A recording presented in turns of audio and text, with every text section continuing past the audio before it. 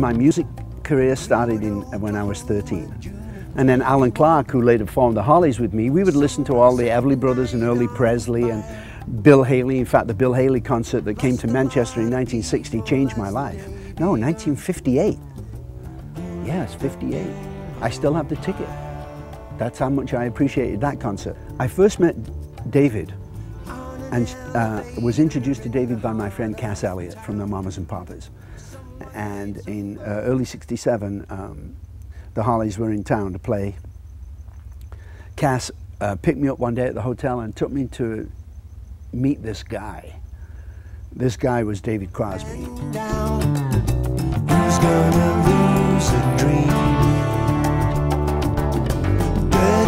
The second show we ever did in our lives was at Woodstock. The first show, I think, was at the Auditorium Theatre in Chicago in 1969.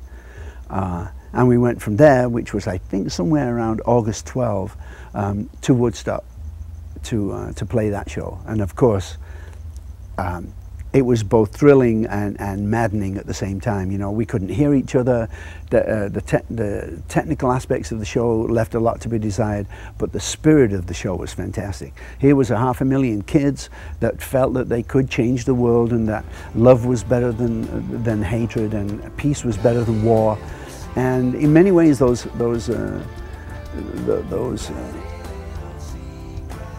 hippie concepts are still alive today. The sky, your tears fall from the clouds. What a lot of people don't realize about me is that I've been making images with a camera longer than I've been making music, and I've been making music a long, long time. I was about 10 years old and my father introduced me to the magic of photography.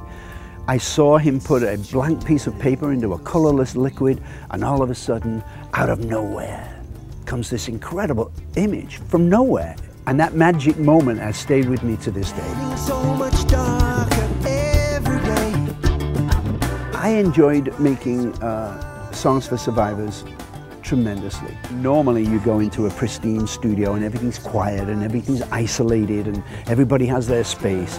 And records can get made like that because I've made many of them myself. However, I prefer live recording, musicians looking at each other in the same room. And if the music's good, who cares about leakage, really? I mean, if it's good, it's good.